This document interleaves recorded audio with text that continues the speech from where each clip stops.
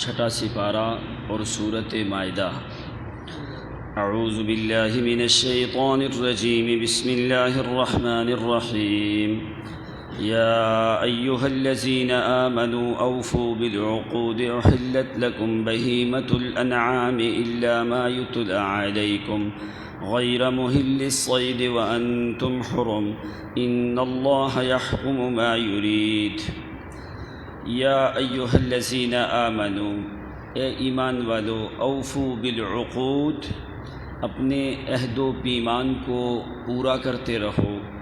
احلت لکم، جو حلال کیے گئے ہیں تمہارے لیے، بہیمۃ الانعام، مویشی چوپائے، الا ما یتلی علیکم، مگر وہ جو حرام ہیں وہ تمہارے اوپر تلاوت کیے جائیں گے۔ غیر محل الصید، تم نہ ہو جاؤ شکار کو حلال کرنے والے اس وقت، وانتم حرم، جس وقت تم احرام کی حالت میں ہو۔ ان اللہ یحکم ما یرید، بے شک اللہ تعالیٰ جو چاہتا ہے وہ تمہیں حکم دیتا ہے۔ اے ایمان والو، عہد و پیمان کو پورا کرتے رہو۔ وہ جانور چوپائے جو تمہارے لیے حلال کیے گئے ہیں، مگر باقی جو ہے وہ تمہارے اوپر آئندہ پڑے جائیں گے۔ تم احرام کی حالت میں شکار کو حلال کرنے والے نہ بن جاؤ، بے شک اللہ تعالیٰ جو چاہتا ہے وہ حکم دیتا ہے۔ سورت کا نام ہے سورۃ مائدہ، اور قرآن پاک میں عید کا لفظ اور مائدہ کا لفظ یہ ایک ہی مقام پہ آیا ہے۔ عید کا لفظ بھی قرآن پاک میں ایک مقام پہ ہے اور اسی صورت کے اندر ہے، اور مائدہ کا لفظ بھی قرآن پاک میں ایک ہی مقام پہ ہے، اور اسی کے لفظ سے یہ صورت جو ہے پوری اللہ تعالیٰ نے نازل کی ہے۔ اور اس صورت کی 120 آیات ہیں، اور اس کے 16 رکوع ہیں، اور 2842 کلمات ہیں پوری صورت کے، 12464 حروف ہیں پوری صورت کے۔ جتنے بھی کلمات ہیں، کلمات 2842 کلمات ہیں، اور 12464 جو ہیں یہ کلمات ہیں۔ ترتیب ہوتی ہے دو قسم کی، ایک وہ ترتیب ہے جس ترتیب سے ابھی تمہارے سامنے قرآن پاک ہے۔ اس ترتیب میں اس صورت کا نمبر ہے 5واں، فاتحہ، سورۃ بقرہ، اس کے بعد جو ہے سورۃ آل عمران ہے، پھر سورۃ نساء ہے، 5ویں سورت یہ سورۃ مائدہ ہے۔ نزول کے اعتبار سے یہ 120 نمبر صورت ہے۔ آخری صورتوں میں یہ صورت نازل ہوئی ہے مدینہ منورہ میں۔ سورۃ فتح جو 26ویں سپارے میں ہے، اس صورت کے بعد یہ صورت نازل ہوئی ہے، اور سورۃ توبہ سے پہلے یہ صورت نازل ہوئی ہے۔ سورۃ فتح 26ویں سپارے میں ہے، اس صورت کے بعد اور سورۃ توبہ سے پہلے یہ صورت نازل ہوئی ہے۔ اس صورت کے بعد 2 صورتیں نازل ہوئی ہیں، ایک سورۃ توبہ اور ایک سورۃ نصر، اذا جاء نصر اللہ والفتح۔ اس صورت کے بعد یہ 2 صورتیں نازل ہوئی ہیں۔ ترتیب نزولی کے اعتبار سے 120 نمبر صورت ہے جو نازل ہوئی ہے، اور ترتیب جو ہے 112 نمبر صورت ہے۔ 112 نمبر صورت جو ہے یہ ترتیب نزولی کے اعتبار سے، اور اس کے بعد 2 صورتیں، سورۃ توبہ اور سورۃ نصر، اذا جاء نصر اللہ، یہ 2 صورتیں اس کے بعد جو ہیں وہ نازل ہوئی ہیں۔ اب اس صورت کا نام مائدہ جو ہے، وہ مائدہ کا مطلب کیا ہے اور کیوں اس صورت کا نام مائدہ رکھا گیا؟ عیسیٰ علیہ السلام کو، جو عیسیٰ علیہ السلام کے حواری تھے، انہوں نے عیسیٰ علیہ السلام سے کہا کہ آپ دعا کرو کہ اللہ تعالیٰ جو ہے ہمارے اوپر کوئی ایسا عید کا دن مقرر کرے جس دن کوئی آسمان سے کھانے ہوں، وہ ہمارے لیے خوشی کا دن ہو۔ تو عیسیٰ علیہ السلام نے دعا کی، اللہم ربنا انزل علینا مائدۃ من السماء تکون لنا عیدا لاولنا وآخرنا وآیۃ منک۔ فرمایا یا اللہ کوئی آسمان سے ہمارے لیے کوئی مائدہ، کوئی دسترخوان نازل کیا جائے جو ہمارے لیے خوشی کا دن ہو۔ تو وہ اللہ تعالیٰ نے پھر وہ دسترخوان جو ہے وہ نازل کیا۔ اس دسترخوان، مائدہ کہتے ہیں دسترخوان کو، تو اس وجہ سے آ کے اس سورت کا نام جو ہے وہ مائدہ رکھ دیا۔ پیچھے والی اس سے پہلے جو سورت گزری ہے وہ سورت نساء ہے۔ سورت نساء میں اللہ تعالیٰ نے عورتوں کے مسائل کا ذکر کیا اور وہاں پہ کوئی تجارت کے معاملات کو ذکر کیا، لین دین اور قرض کے معاملات کو ذکر کیا، وراثت کے معاملات کو ذکر کیا۔ یہ سارے جو ہیں یہ احکام عقود ہیں، یعنی عقود کا مطلب ہے عقد کی جمع، جس کا مطلب ہوتا ہے گرہ لگانا نا۔ اسی سے عقیدہ ہے، اسی سے عقد نکاح ہے۔ آدمی کہتا ہے نا عقد نکاح، تو وہ کیا مطلب ہوتا ہے؟ عقد ہمیشہ دو چیزوں کے درمیان میں ہوتا ہے۔ عقد کا مطلب ہوتا ہے گرہ لگانا۔ میاں بیوی کو گرہ لگانے کو عقد نکاح کہا جاتا ہے، ان دونوں کو آپس میں ملا دیا جاتا ہے، اس لیے فرمایا ان کو عقد نکاح کہا جاتا ہے۔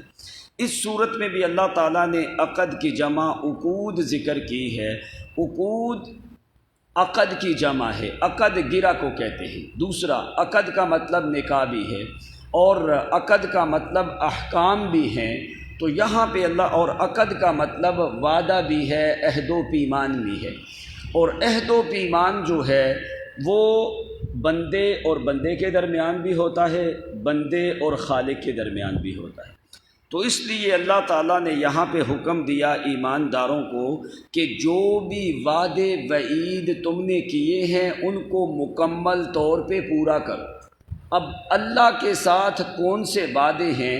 جو پیچھے والی صورت میں اللہ نے جتنے بھی احکام دیے ہیں نا، ان کا نام ہے احکام عقود، یعنی وہ گرہ والے مضبوط احکام ہیں جن کو اللہ تعالیٰ نے تمہیں حکم دیا ہے پورا کرنے کے لیے۔ جیسے وراثت کا حصہ تمہارے لیے مقرر کر دیا گیا، لین دین کے معاملات مقرر کیے گئے، کسی سے قرض لینا ہے تو کیسے دو، کسی کو قرض دینا ہے تو کیسے دو۔ جو بھی شریعت کے احکام ہیں ان کو احکام عقود کہا جاتا ہے۔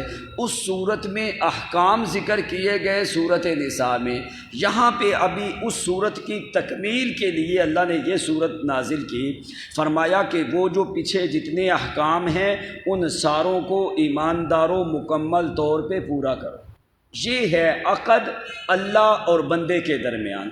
دوسرا عقد ہے جو تم آپس میں ایک دوسرے کے ساتھ وعدے وعید کرتے ہو، فرمایا ان کو بھی جو ہے تم پورا کرو۔ اس لیے اللہ تعالیٰ نے اس سورت کا نام جو قرآن پاک میں ہے وہ مائدہ ہے، اور اس سورت کو سورت عقود بھی کہا جاتا ہے اور سورت مائدہ بھی کہا جاتا ہے۔ اب ترتیب، قرآن کی ترتیب سے اس سورت کا نمبر 5واں ہے، اور ترتیب نزولی کے اعتبار سے اس سورت کا نمبر 112 نمبر یہ سورت ہے جو نازل ہوئی ہے۔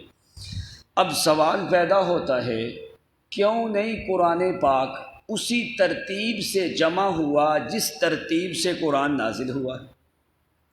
لوگوں کے دلوں میں بڑے یہ سوالات آتے ہیں، اور بہت سے ایسے مستشرقین لوگ ہیں جو اللہ کی کتاب کے اوپر اعتراض کرنے والے ہیں۔ انہوں نے بڑی بڑی کتابوں میں ایسے سوالات درج کیے ہیں کہ گویا کہ مومنوں کو لاجواب کیا جائے۔ انہوں نے کہا کہ قرآن پاک کو کیوں نہیں ترتیب نزولی کے اعتبار سے جمع کیا گیا؟ پہلی جو کتابیں تھیں جو انبیاء کے معجزات تھے، نبی دنیا سے چلے جاتے ان کا معجزہ ختم ہو جاتا، ان کے معجزات کے لیے ایک زمانہ خاص تھا، ایک مکان خاص تھا، ایک ہستی خاص تھی جس کے ہاتھ کے اوپر اللہ تعالیٰ نے وہ معجزہ ظاہر کیا۔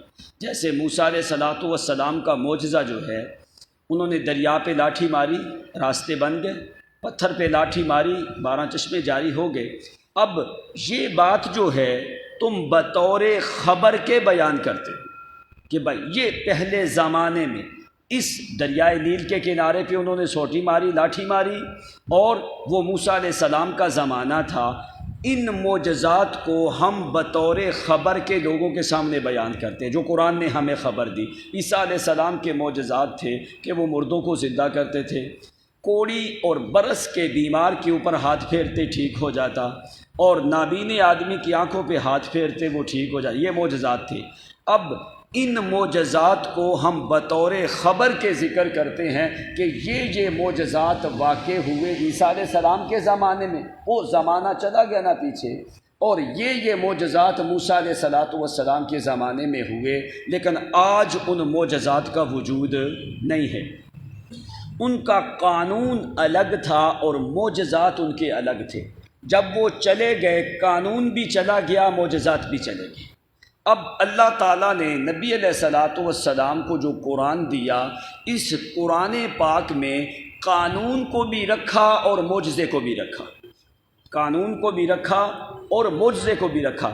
اگر قرآن ترتیب نزولی کے اعتبار سے ہوتا، جس طرح قرآن کی جیسے سورۃ علق پہلے نازل ہوئی، اگر اسی ترتیب سے قرآن ہوتا تو لوگوں نے پتہ کیا کہنا، یہ تو اس زمانے کا قرآن ہے، وہ اس زمانے کا قرآن ہے۔ اس زمانے کے ساتھ ہی جیسے جیسے واقعات پیش ہوتے گئے، قرآن ان کی تصحیح کرتا رہا، قرآن ان کو بتاتا رہا کہ بھائی یہ واقعہ ہوا تو یہ صورت نازل ہوئی، یہ واقعہ ہوا تو یہ صورت نازل ہوئی، لہٰذا قرآن کا حکم وہاں تک ختم ہو گیا۔ اس لیے پھر یہ قرآن بطور خبر کے ہم آپ کے سامنے بیان کر سکتے تھے، بطور معجزہ کے قرآن بیان نہیں ہو سکتا تھا۔ اس وقت تک قرآن کو ترتیب نزولی کے ساتھ پڑھا گیا جب تک واقعات ہوتے رہے، جب تک واقعات ہوتے قرآن نازل ہو جاتا۔ جیسے حضرت عائشہ والا واقعہ ہوا، سورۃ نور نازل ہو گئی، مکے میں معاملہ ہوا، سورۃ قمر نازل ہو گئی، ایسے ہی جس وقت نبوت کا آغاز ہوا، سورۃ علق نازل ہو گئی، اس کے کچھ دنوں کے بعد سورۃ مدثر نازل ہو گئی۔ جب جب لوگوں نے اعتراض کرتے گئے، واقعات آتے گئے، اللہ قرآن نازل کرتا گیا۔ ان واقعات جو تھے، جس وقت وہ واقعات سارے پورے ہو گئے، اب قرآن پاک کو جبریل نے آ کے ترتیب مصحف کے اعتبار سے نبی علیہ السلام کے ساتھ قرآن کو آگے پڑھا۔ جیسے ہر سال نبی علیہ السلام کے ساتھ جبریل کیوں دور کرتا تھا؟ ہر سال اس لیے کہ جو پہلے قرآن نازل ہو چکا ہے وہ بھی آ کے جبریل پڑھتا۔ جتنا قرآن اس زمانے تک نازل ہوا تھا، اتنا جبریل نبی علیہ السلام کے ساتھ آ کے قرآن دہراتے رہتے۔ اب جب آپ تلاوت کرتے تو آپ وہ آیتیں بھی تلاوت کرتے جو آج نازل ہوئیں، وہ آیتیں بھی تلاوت کرتے جو ایک مہینہ پہلے نازل ہوئیں، وہ آیات بھی تلاوت کی جاتی جو ایک سال پہلے نازل ہوئیں۔ کیوں ایسے ہوتا؟ تاکہ پتہ چلے یہ کمال محمد کا نہیں، یہ محمد کے رب کا کمال ہے۔ اس کہ یہ قرآن پاک جو نازل ہوا ہے، پیغمبر تو ایک امی ہیں، انہوں نے تو کسی سے سیکھا بھی نہیں ہے۔ جس وقت واقعات سارے مکمل ہو گئے، اسی ٹائم کے اوپر جبریل نے آ کے قرآن مقدس کو اس ترتیب کے ساتھ نبی علیہ السلام کے ساتھ دور کرنا شروع کر دیا، اس لیے کہ قرآن یہ معجزہ رہے گا قیامت تک۔ جب تک قرآن کا نزول ہوتا رہا، یہ قرآن بطور قانون اور اصول کے بیان ہوتا رہا۔ جب سارے واقعات پورے ہو گئے، یہ قرآن قیامت تک بطور معجزہ کے بیان ہوتا رہے گا۔ اس لیے اللہ تعالیٰ نے قرآن مقدس میں دو ترتیبیں رکھ دی تاکہ آنے والے لوگ اللہ تعالیٰ تو عالم الغیب ہے، اگرچہ ہمیں تمہیں پتہ نہیں، لیکن بہت سے ایسے لوگ ہیں جو کہ قرآن پاک کے اوپر اعتراض کرتے ہیں۔ اللہ تعالیٰ کو پتہ تھا، اس لیے اللہ تعالیٰ نے قرآن کی ترتیبیں دو رکھی ہیں۔ نبی علیہ السلام کے زمانے میں قرآن نازل ہوتا رہا، اس لیے کہ واقعات پیش آتے رہے۔ اس وقت قرآن بطور منہج، بطور قانون، بطور اصول کے ہوتا رہا۔ نبی علیہ السلام کے زمانے میں جب سارے واقعات ختم ہو گئے، قرآن پاک بطور معجزہ کے اسی ترتیب سے قرآن پاک جبریل امین آخری سال میں 2 دفعہ جبریل نے دور کیا نبی علیہ السلام کے ساتھ، اور اسی ترتیب کے ساتھ جو ہے وہ دور کیا تاکہ قیامت تک آنے والے لوگ جو ہیں یہ بات سمجھ جائیں کہ یہ صرف اس زمانے کی خبریں نہیں ہیں، وہ جیسے عیسیٰ علیہ السلام کی خبریں، موسیٰ علیہ السلام کی خبریں، اس لیے اللہ تعالیٰ نے ترتیب کو تبدیل کر دیا تاکہ دنیا کو پتہ چلے کہ یہ قرآن منہج بھی ہے اور قرآن یہ معجزہ بھی ہے۔ قیامت تک آنے والے لوگوں کے لیے یہ قرآن مقدس معجزہ بھی رہے گا اور منہج بھی رہے گا۔ پہلے نبی چلے گئے، ان کے معجزات بھی چلے گئے، ان کے مناہج بھی چلے گئے، تورات انجیل زبور ختم ہو گئے، ابراہیم کے صحیفے، موسیٰ علیہ السلام کے صحیفے سارے ختم ہو گئے۔ اللہ تعالیٰ نے اس کی ترتیب کو تبدیل کر کے قیامت تک کے لیے باقی رکھ دیا، اس لیے کہ قرآن میں دو خصلتیں ہیں، ایک قرآن منہج، قانون اور اصول بھی ہے، اور قرآن مقدس معجزہ بھی ہے نبی علیہ السلام کا۔ اس وجہ سے آ کے قرآن مقدس کی دو ترتیبیں رکھ دی۔ آج جو تمہارے پاس ترتیب ہے، ترتیب مصحف یعنی جو قرآن کی ترتیب ہے، یہ کسی انسان کی بنائی ہوئی نہیں ہے، یہ بھی اللہ تعالیٰ کی طرف سے منزل من اللہ ہے۔ جبریل امین نے آخری زمانے میں جو نبی علیہ السلام کے ساتھ جو دور کیا ہے، اسی ترتیب کے مطابق کیا ہے، تاکہ کوئی آدمی یہ نہ کہے کہ یہ قرآن صرف اس زمانے کے حوادث کے ساتھ خاص تھا، جس وقت وہ کام پورے ہو گئے، قرآن کا حکم پورا ہو گیا۔ اس لیے اللہ تعالیٰ نے اس بات کو ثابت کر دیا کہ یہ قرآن مقدس ایک معجزہ ہے، اور اس میں کمال محمد کا نہیں ہے، اس میں کمال محمد کے خدا کا کمال ہے۔ اور نبی علیہ السلام کے لیے جبریل امین جو قرآن مقدس لے، جبریل کے اترنے کا مقصد کیا تھا؟ جبریل قرآن کے لیے دنیا کے اوپر اترتا تھا، اور اسی کے لیے نبی علیہ السلام کے ساتھ قرآن مقدس کا دور کرتا تھا، اسی لیے تاکہ دنیا کو یہ بات سمجھ آ جائے کہ یہ قیامت تک کے لیے یہ معجزہ ہے، اس کے بعد کسی اور آسمانی کتاب کی ضرورت، اور جس ہستی کے اوپر یہ قرآن نازل ہوا ہے اس ہستی ہی کا یہ معجزہ ہے، اس کے بعد کسی اور نبی کی ضرورت، چاہے کتنے بھی دجالون کذابون۔ نبی علیہ السلام نے فرمایا کہ میری امت میں 30 دجالون کذابون کلہم یدعی انہ نبی ولکن لیس بعدی نبی انا خاتم النبیین، کہ میری امت میں 30 بڑے دجال آئیں گے جو اپنے آپ کو نبی ہونے کا دعویٰ کریں گے، لیکن دجالون کذابون وہ سارے جھوٹے ہوں گے۔ فرمایا میں آخری نبی ہوں، میرے بعد کوئی اور نبی آ سکتا؟ اگر کوئی اور نبی آنا ہوتا تو اللہ تعالیٰ قرآن کو کبھی بھی قیامت تک باقی نہ رکھتے، پھر آخری نبی کے لیے اور شریعت ہوتی، اور کتاب ہوتی، اور منہج ہوتا، اور اصول ہوتا۔ اس لیے اللہ تعالیٰ نے یہ قرآن کو منہج بھی بنایا ہے اور معجزہ بھی بنایا ہے۔ جس کے اوپر نازل ہوا اس کے بعد کسی نبی کی ضرورت نہیں ہے، اور یہ جو کتاب ہے اس کتاب کے بعد کسی اور کتاب کی ضرورت نہیں ہے۔ اس لیے اللہ تعالیٰ نے قرآن مقدس میں دو ترتیبیں رکھی، ترتیب نزولی اور ترتیب مصحف۔ پیچھے والی صورت نساء جو ہے وہ شروع ہوتی تھی یا ایھا الناس اتقوا ربکم الذی خلقکم، وہ صورت یا ایھا الناس سے شروع ہوئی، اور یہ صورت یا ایھا الذین آمنوا سے شروع ہوئی۔ کیوں وہ صورت یا ایھا الناس سے شروع ہوئی؟ اس لیے کہ وہاں پہ اس صورت میں آپ سارا پڑھ کے ہو، سب سے زیادہ حالات وہاں پہ یہود و نصارہ کے ذکر کیے گئے۔